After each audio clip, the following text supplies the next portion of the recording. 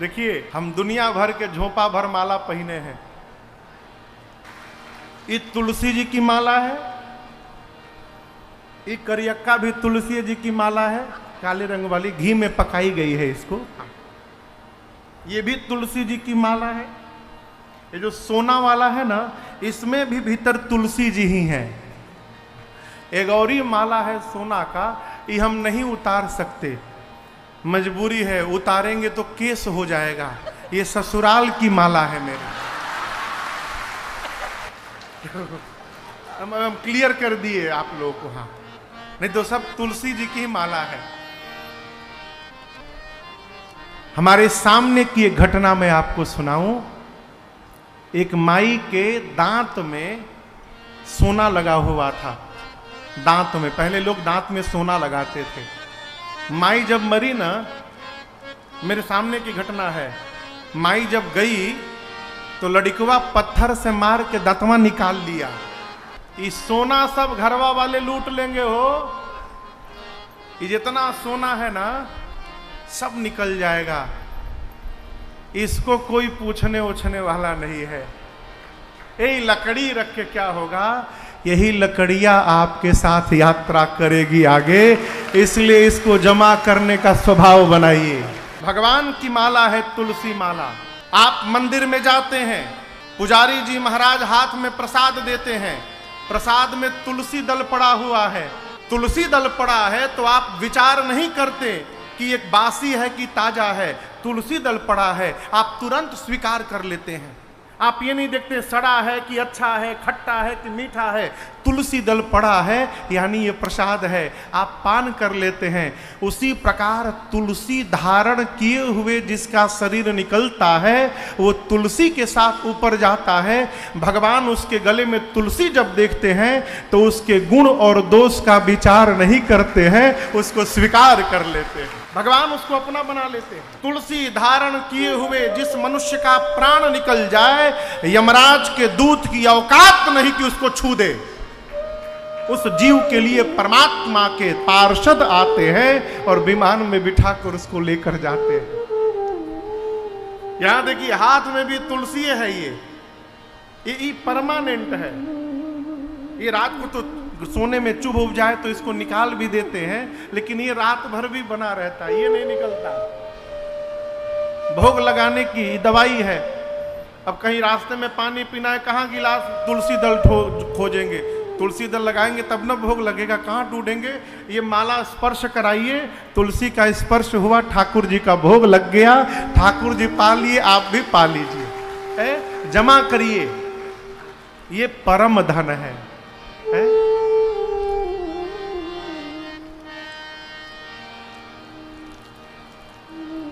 भगवान के आने के बाद अयोध्या वासियों को जो सुख प्राप्त हुआ, जो धन प्राप्त हुआ, माई बाप वो कहने में नहीं आ रहा है।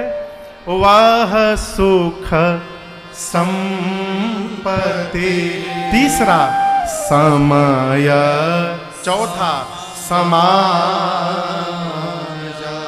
समय। अब आप सोचिए, कल हम लोग 19 जुलाई को यहां राम जन्म महोत्सव मनाए। सच बताइए, आप में से कौन कौन कल यहां उपस्थित थे? हाथ नीचे करिए। कौन नहीं उपस्थित थे? इतने सारे लोग आज नया आ गए हैं। चलिए, जो उपस्थित थे आप सच बताइए, कल भगवान के अवतार के समय आनंद आया? जब कलिकाल में बैठकर हमको आपको इतना आनंद आया हो, जब परमात्मा अवतार लिए होंगे तब कितना आनंद आया होगा, कल्पना करिए। जिस समय मेरे ठाकुर अवतार लिए होंगे उस समय क्या अवस्था हुई होगी। इसलिए समय का वर्णन संभव नहीं है।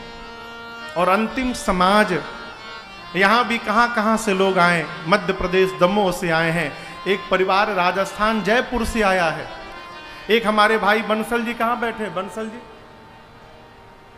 दुबई से आए हैं, शाहजहां से। कहां है बंसल जी? उधर बैठे हैं, खड़े हो जाइए। ये बंसल जी अभी दुबई के राम कथा में थे, वहीं शाहजहां से फिर यहाँ कथा सुनने के लिए काशी आए हैं। दिल्ली से कोई आया है, कलकत्ता से कोई आया है, रांची से कोई आया है। जब कलिकाल में हम और आप राम जन्मोत्सव मना रहे हैं, पूरे भारत से लोग आ रहे हैं। भगवान जब आए थे 3 लोक 14 भुवन से लोग दर्शन करने आए थे, इसलिए उस समाज का वर्णन संभव नहीं है। अस्तु गोस्वामी जी ने कहा भगवान अवतार लिए कही न सके शारद सारा देव समाज आया। कल आपको सुनाया था, सब देव चले महादेव चले, महादेव चले, ले ले फूलन के हार रे। क्यों आ गए राघो सांवरिया, सब देव चले महादेव चले, महादेव चले, ले ले फूलन के हार रे। आ गया सांवरिया, आ गया सांवरिया, आ गया सांवरिया। पूरा देव समाज भगवान के दर्शनार्थ उपस्थित था श्रीधाम अयोध्या जी में। यहां भी देवता होंगे, इस पंडाल में भी होंगे, किसी न किसी रूप में होंगे, लेकिन होंगे अवश्य। इस भ्रम में न रहिएगा। आपके ही बीच में, हमारे आपके बीच में कहीं ना कहीं श्री हनुमान जी महाराज भी बैठे होंगे, निश्चित बैठे होंगे।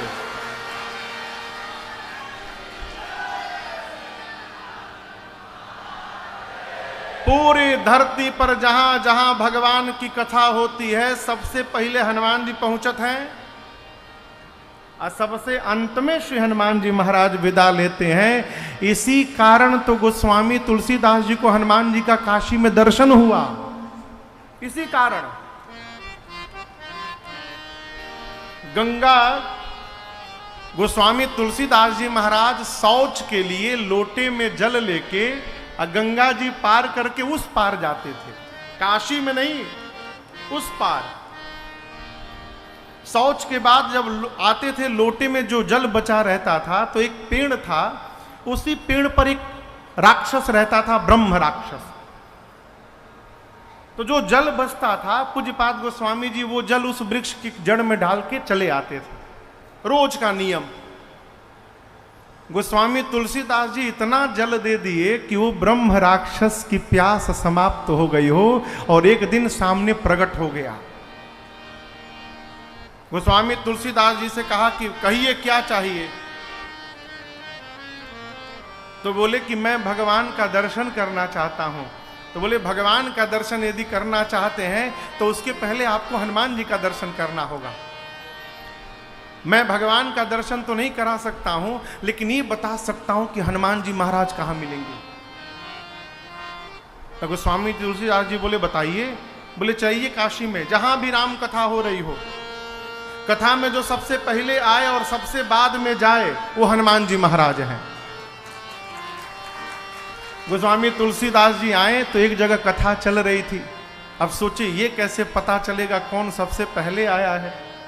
तो जाकर कथा में बैठ गए कि जो सबसे बाद में जाएगा वही बजरंग बली है। बैठ गए, कथा पूरी भई, महाराज गए, श्रोता गए। अब बच गए अंत में पांडाल में श्री हनुमान जी महाराज वेश बदल के बैठे थे और पूज्य गोस्वामी तुलसीदास जी महाराज। हनुमान जी बोले गोस्वामी जी को जाओ। गोस्वामी जी बोले हम यहीं रहेंगे, आप जाओ।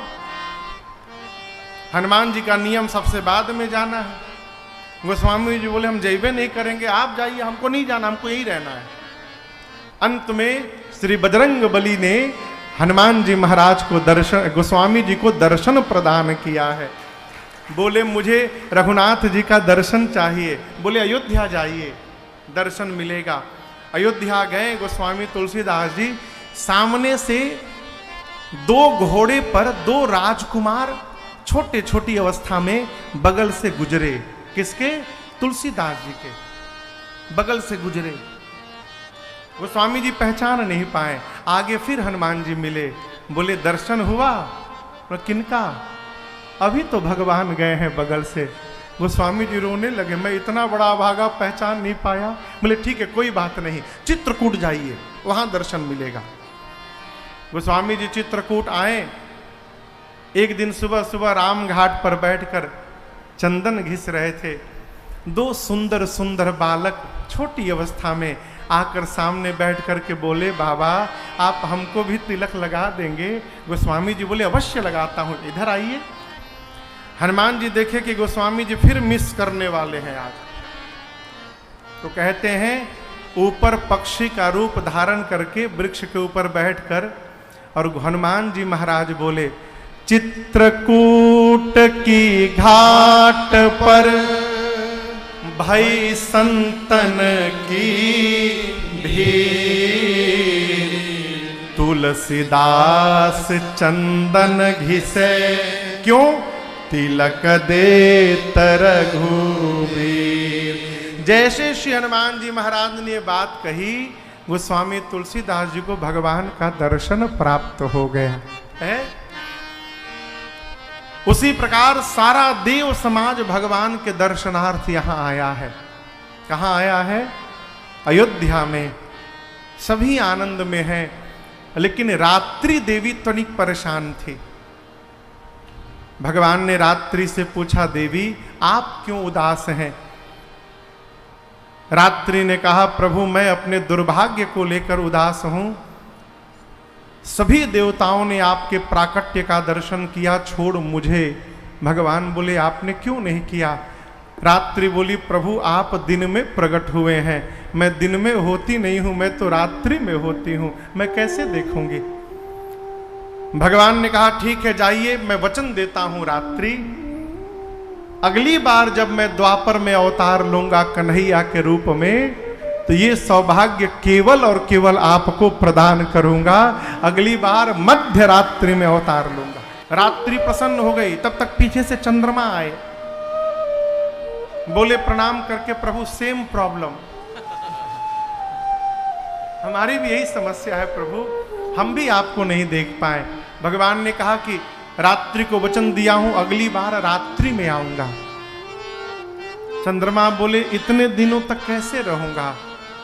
यहां भगवान ने चंद्रमा को अपने नाम का सहारा प्रदान किया, कहा मेरे नाम के सहारे रहिएगा। उसी दिन से भगवान का नाम रामचंद्र हो गया।